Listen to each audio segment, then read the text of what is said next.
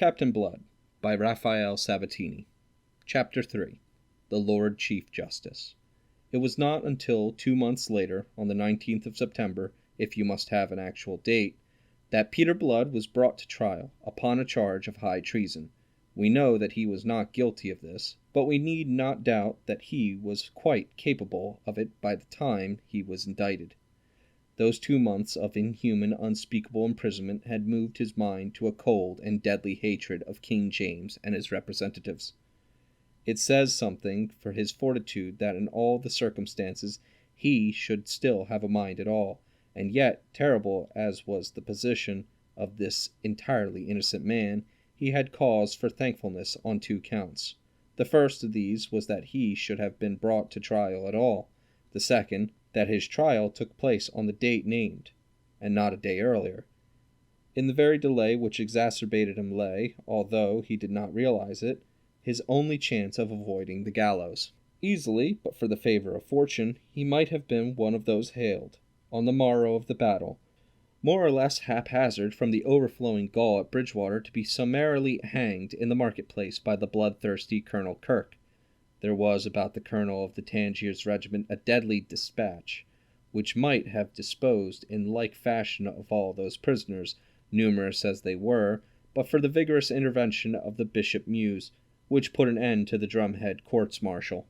Even so, in that first week after Sedgemoor, Kirke and Feversham contrived between them to put to death over 100 men after a trial so summary as to be no trial at all. They required human freights for the gibbets, with which they were planting the countryside, and they little cared how they procured them or what innocent lives they took. What, after all, was the life of a clod? The executioners were kept busy with rope and chopper and cauldrons of pitch. I spare you the details of that nauseating picture. It is, after all, with the fate of Peter Blood that we are concerned rather than with that of the Monmouth rebels. He survived to be included in one of those melancholy droves of prisoners who, chained in pairs, were marched from Bridgewater to Taunton. Those who were too sorely wounded to march were conveyed in carts, into which they were brutally crowded, their wounds undressed and festering. Some were fortunate enough to die upon the way. When Blood insisted upon his right to exercise his art so as to relieve some of the suffering, he was accounted importunate and threatened with a flogging. If he had one regret now, it was that he had not been out with Monmouth. That, of course, was illogical, but you can hardly expect logic from a man in his position. His chain companion on that dreadful march was the same Jeremy Pitt who had been the agent of his present misfortunes. The young shipmaster had remained his close companion after their common arrest. Hence, fortuitously, had they been chained together in the crowded prison, where they were almost suffocated by the heat and the stench during those days of July, August, and September. Scraps of news filtered into the Gaul from the outside world. Some may have been deliberately allowed to penetrate. Of these were the tale of Monmouth's execution. It created profoundest dismay amongst the men who were suffering for the Duke and for the religious cause he had professed to champion. Many refused utterly to believe it. A wild story began to circulate that a man resembling Monmouth had offered himself up in the Duke's stead, and that Monmouth survived to come again in the glory to deliver Zion and make war upon Babylon. Mr. Blood heard that tale with the same indifference with which he had received the news of Monmouth's death. But one shameful thing he heard in connection with this, which left him not quite so unmoved, and served to nourish the contempt he was forming for King James. His Majesty had consented to see Monmouth. To have done so unless he intended to pardon him was a thing execrable and damnable beyond belief, for the only other object in granting that interview could be the evilly mean satisfaction of spurning the abject penitence of his unfortunate nephew. Later they heard that Lord Grey, who after the Duke, indeed perhaps before him, was the main leader of the rebellion, had purchased his own pardon for £40,000. Peter Blood found this of a piece with the rest. His contempt for King James blazed out at last. Why, here's a filthy mean creature to sit on a throne. If I had known as much of him before as I know to-day, I don't doubt I should have given cause to be where I am now. And then, on a sudden thought, and where will Lord Gildoy be, do you suppose? He asked. Young Pitt, whom he addressed, turned towards him a face from which the ruddy tan of the sea had faded almost completely during those months of captivity. His grey eyes were round and questioning. Blood answered him. Sure, now, we've never seen his lordship since the day at Oglethorpe's. And where are the other gentry that were taken? The real leaders of this plaguey rebellion. Grey's case explains their absence, I think. They are wealthy men that can ransom themselves. Here awaiting the gallows are none but the unfortunates who followed. Those who had the honour to lead them go free. It's a curious and instructive reversal of the usual way of these things. Faith, it's an uncertain world entirely. He laughed and settled down into the spirit of scorn wrapped in which he stepped later into the great hall of Taunton Castle to take his trial. With him went Pitt and the yeoman Baines. The three of them were to be tried together, and their case was to open the proceedings of that ghastly day. The hall, even to the galleries, thronged with spectators, most of whom were ladies, was hung in scarlet, a pleasant conceit this, of the Lord Chief Justice's, who naturally enough preferred the colour that should reflect his own bloody mind. At the upper end, on a raised dais, sat the Lord Commissioners, the 5 judges in their scarlet robes and heavy dark periwigs, Baron Jeffreys of Wem enthroned in the middle place. The prisoners filed in under guard. The crier called for silence under pain of imprisonment, and, as the hum of voices gradually became hushed, Mr. Blood considered with interest the 12 good men and true that composed the jury. Neither good nor true did they look. They were scared, uneasy, and hangdog as any set of thieves caught with their hands in the pockets of their neighbours. They were 12 shaken men, each of whom stood between the sword of the Lord Chief Justice's recent bloodthirsty charge and the wall of his own conscience. From them Mr. Blood's calm, deliberate glance passed on to consider the Lords Commissioners, and particularly the presiding judge, the Lord Jeffreys, whose terrible fame had come ahead of him from Dorchester. He beheld a tall, slight man on the young side of 40, with an oval face that was delicately beautiful. There were dark stains of suffering or sleeplessness under the low-lidded eyes, heightening their brilliance and their gentle melancholy. The face was very pale, save for the vivid colour of the full lips and the hectic flush on the rather high but inconspicuous cheekbones. It was something in those lips that marred the perfection of the countenance. A fault elusive but undeniable lurked there to beguile the fine sensitiveness of those nostrils, and the tenderness of those dark liquid eyes, and the noble calm of that pale brow. The physician and Mr. Blood regarded the man with peculiar interest, knowing as he did the agonizing malady from which his lordship suffered, and the amazing irregular debauched life that he led in spite of it, perhaps because of it.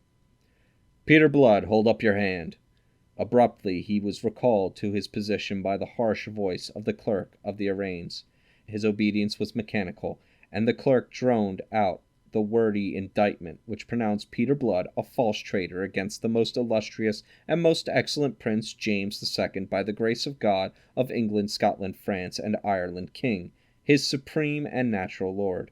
It informed him that, having no fear of God in his heart, but being moved and seduced by the instigation of the devil, he had failed in the love and true and due natural obedience towards his said lord the king, and had moved to disturb the peace and tranquillity of the kingdom, and to stir up war and rebellion, to depose his said lord the king from the title, honour, and the regal name of the imperial crown, and much more of the same kind, at the end of which he was invited to say whether he was guilty or not guilty.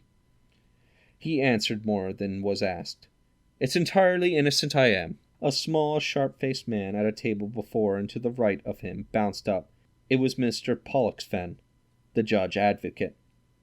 "Are you guilty or not guilty?" snapped this peppery gentleman. You must take the words. Words, is it? Said Peter Blood. Oh, not guilty. And he went on, addressing himself to the bench.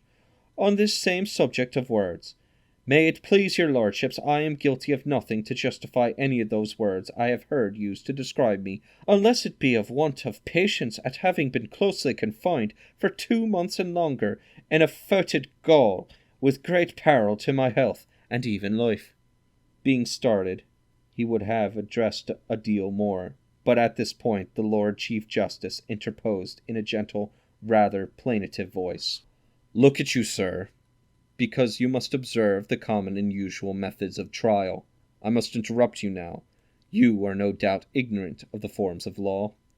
Not only ignorant, my lord, but hitherto most happy in that ignorance. I could gladly have forgone this acquaintance with them. A pale smile momentarily lightened the wistful countenance. I believe you. You shall be fully heard when you come to your defence, but anything you say now is altogether irregular and improper. And heartened by the apparent sympathy and consideration, Mr. Blood answered thereafter, as was required of him, that he would be tried by God and his country. Whereupon, having prayed to God to send him a good deliverance, the clerk called upon Andrew Baines to hold up his hand and plead. From Baines, who pleaded not guilty, the clerk passed on to Pitt, who boldly owned his guilt.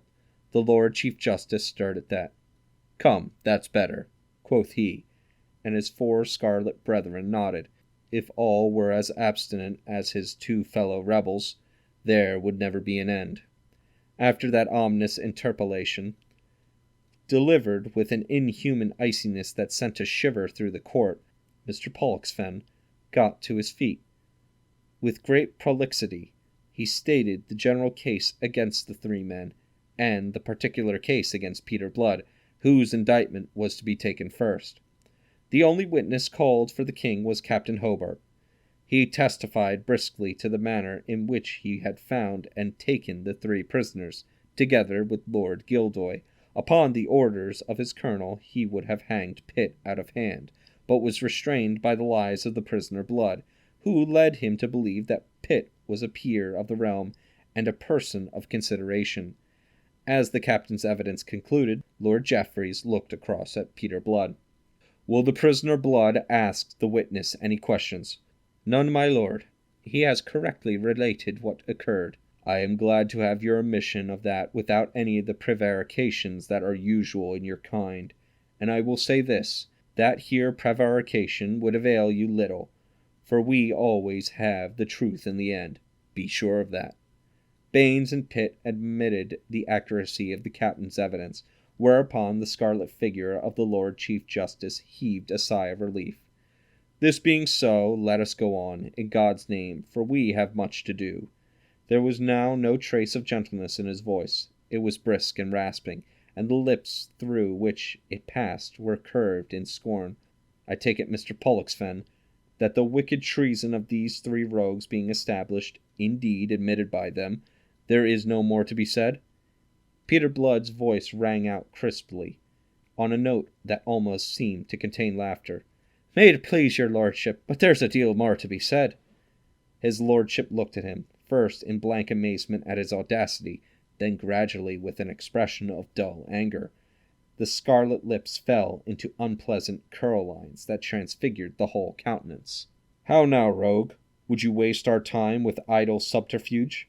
I would have your lordship and the gentlemen of the jury hear me on my defence, as your lordship promised that I should be heard. Why, so you shall, villain, so you shall. His lordship's voice was harsh as a file. He writhed as he spoke, and for an instant his features were distorted. A delicate dead-white hand, on which the veins showed blue, brought forth a handkerchief, with which he dabbed his lips and then his brow. Observing him with his physician's eye, Peter Blood judged him a prey to the pain of the disease that was destroying him. So you shall. But after the admission made, what defence remains? You shall judge, my lord. That is the purpose for which I sit here. And so shall you, gentlemen. Blood looked from judge to jury. The latter shifted uncomfortably under the confident flash of his blue eyes. Lord Geoffrey's bullying charge had whipped the spirit out of them. Had they, themselves, been prisoners accused of treason, he could not have arraigned them more ferociously. Peter Blood stood boldly forward, erect, self-possessed, and saturnine. He was freshly shaved, and his periwig, if out of curl, was at least carefully combed and dressed. "Captain Hobart has testified to what he knows, that he found me at Oglethorpe's farm on the Monday morning after the battle at Weston. But he has not told you what I did there." Again the judge broke in. "Why, what should you have been doing there in the company of rebels, two of whom, Lord Gildoy and your fellow there, have already admitted their guilt?" "That is what I beg leave to tell your lordship." "I pray you do, and in God's name be brief, man, for if I am to be troubled with the say of all you traitor dogs, I may sit here until the spring is eyes." "I was there, my lord, in my quality as a physician, to dress Lord Gildoy's wounds." "What's this? Do you tell me you are a physician?" "A graduate of Trinity College, Dublin." "Good God!" cried Lord Jeffreys, his voice suddenly swelling, his eyes upon the jury. "What an impudent rogue is this! You heard the witness say that he had known him in Tangiers some years ago, and that he was then an officer in the French service. You heard the prisoner admit that the witness had spoken the truth?" "Why, so he had. Yet what I am telling you is also true. So it is. For some years I was a soldier, but before that I was a physician, and I have been once again since January last, established in Bridgewater, as I can bring 100 witnesses to prove." "There's not the need to waste our time with that. I will convict you out of your own rascally mouth. I will ask you only this. How came you, who represent yourself as a physician peacefully following your calling in the town of Bridgewater, to be within the army of the Duke of Monmouth?" "I was never with that army. No witness has sworn to that. I dare swear that no witness will. I never was attracted to the late rebellion. I regarded the adventure as a wicked madness. I take leave to ask your lordship—" His brogue became more marked than ever. "What should I, who was born and bred a Papist, be doing in the army of the Protestant champion?" "A Papist, thou?" The judge gloomed on him a moment. "Art more like a snivelling, canting Jack Presbyter. I tell you, man, I can smell a Presbyterian 40 miles. "Then I'll take leave to marvel that with so keen a nose your lordship can't smell a Papist at 4 paces." There was a ripple of laughter in the galleries, instantly quelled by the fierce glare of the judge and the voice of the crier. Lord Jeffreys leaned farther forward upon his desk. He raised that delicate white hand, still clutching its handkerchief, and sprouting from a froth of lace. "We'll leave your rebellion out of the account for the moment, friend," said he. "But mark what I say to you." With a minatory forefinger he beat the time of his words. "Know, friend, that there is no religion a man can pretend to give a countenance to lying. Thou hast a precious immortal soul, and there is nothing in the world equal to it in value. Consider that the great God of heaven and earth, before whose tribunal thou and we and all persons are to stand at the last day, will take vengeance on thee for every falsehood, and justly strike thee in eternal flames, make thee drop into the bottomless pit of fire and brimstone, if thou offer to deviate the least from the truth, and nothing but the truth. For I tell thee God is not mocked. On that I charge you to answer truthfully. How come you be taken with these rebels?" Peter Blood gaped at him a moment in consternation. The man was incredible, unreal, fantastic, a nightmare judge. Then he collected himself to answer. "I was summoned that morning to succour Lord Gildoy, and I conceived it to be the duty imposed upon me by my calling to answer that summons." "Did you so?" The judge, terrible now of aspect, his face white, his twisted lips red as the blood for which they thirsted, glared upon him in evil mockery. Then he controlled himself as if by an effort. He sighed. He resumed his earlier gentle plaintiveness. "Lord, how you waste our time! But I'll have patience with you. Who summoned you?" "Master Pitt there, as he will testify." "Oh, Master Pitt will testify, he that is himself a traitor self-confessed. Is that your witness? There is also Master Baines here, who can answer to it." "Good Master Baines will have to answer for himself, and I doubt not he'll be greatly exercised to save his own neck from a halter." Come, come, sir, are these your only witnesses? I could bring others from Bridgewater who saw me set out that morning upon the crupper of Master Pitt's horse. His lordship smiled.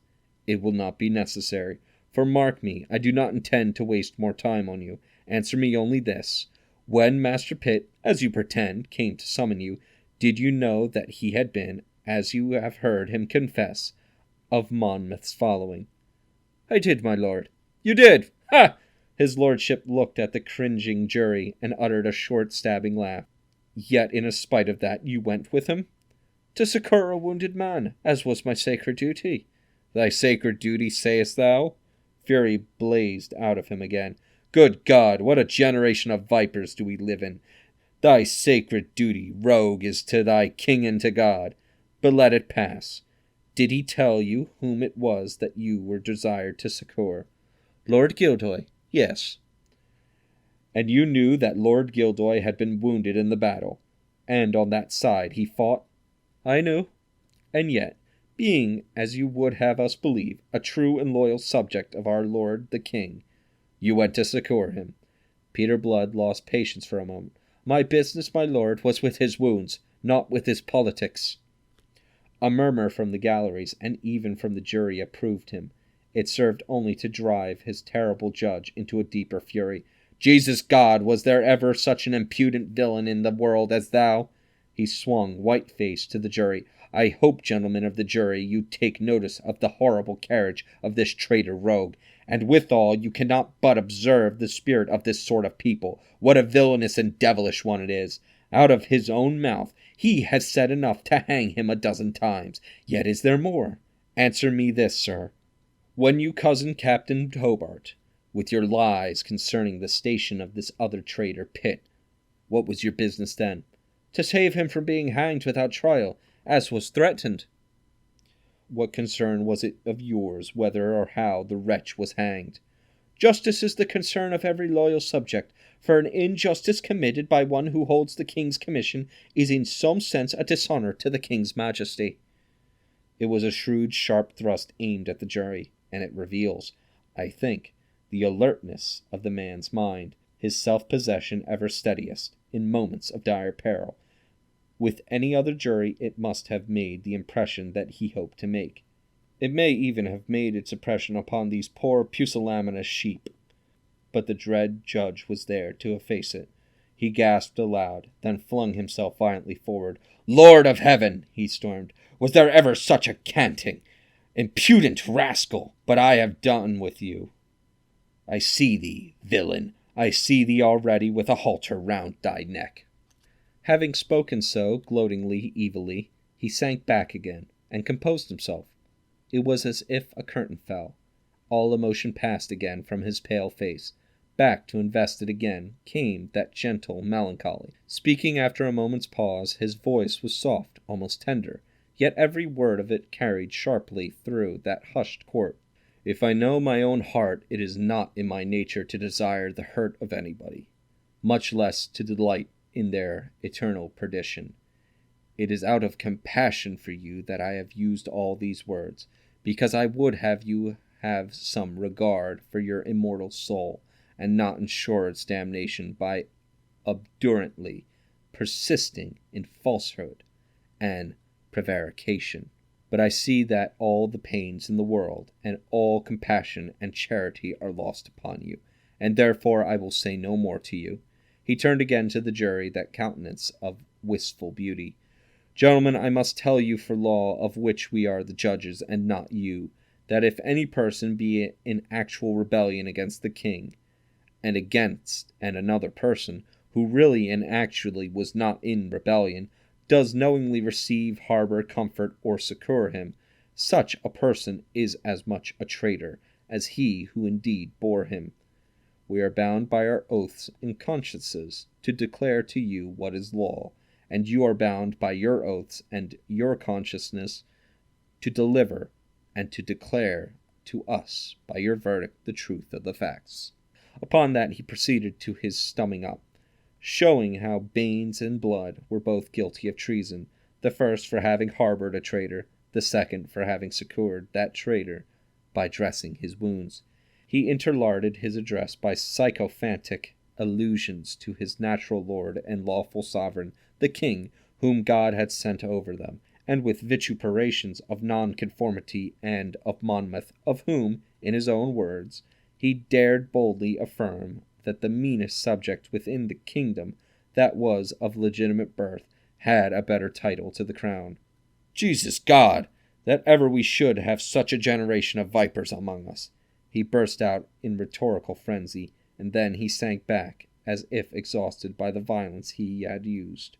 A moment he was still, dabbing his lips again. Then he moved uneasily. Once more his features were twisted by pain, and in a few snarling, almost incoherent words, he dismissed the jury to consider the verdict.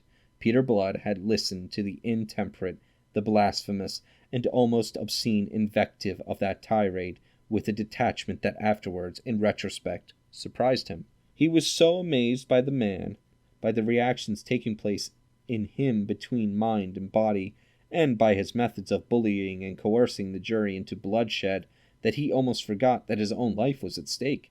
The absence of that dazed jury was a brief one. The verdict found the 3 prisoners guilty. Peter Blood looked round the scarlet-hung court. For an instant that foam of white faces seemed to heave before him. Then he was himself again, and a voice was asking him what he had to say for himself, why sentence of death should not be passed upon him, being convicted of high treason.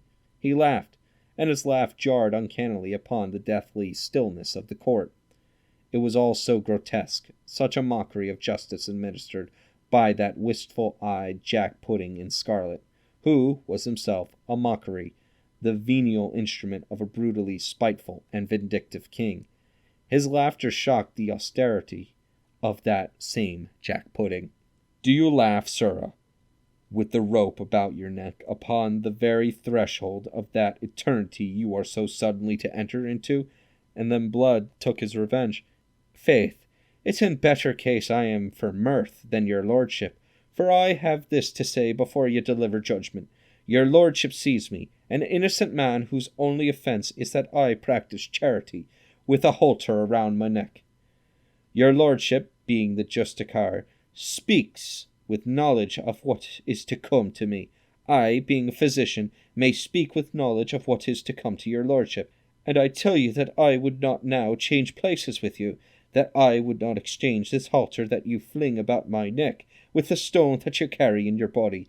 The death with which you may doom me is a pleasantry by contrast with the death to which your lordship has been doomed by that great judge with whose name your lordship makes so free. The Lord Chief Justice sat stilfully upright, his face ashen, his lips twitching, and whilst you might have counted 10, there was no sound in that paralyzed court after Peter Blood had finished speaking. All those who knew Lord Jeffreys regarded this as the lull before the storm, and braced themselves for the explosion. But none came. Slowly, faintly, the colour crept back into that ashen face. The scarlet figure lost its rigidity, and bent forward. His lordship began to speak, in a muted voice and briefly, much more briefly than his wont on such occasions, and in the matter entirely mechanical, the manner of a man whose thoughts are elsewhere, while his lips are speaking. He delivered sentence of death in the prescribed form, and without the least allusion to what Peter Blood had said. Having delivered it, he sank back, exhausted, his eyes half closed, his brow agleam with sweat. The prisoners filed out. Mr. Pollexfen, a Whig at heart despite the position of judge-advocate which he occupied, was overheard by one of the jurors to mutter in the ear of a brother counsel, "On my soul, that swarthy rascal has given his lordship a scare. It's a pity he must hang, for a man who can frighten Jeffreys should go far."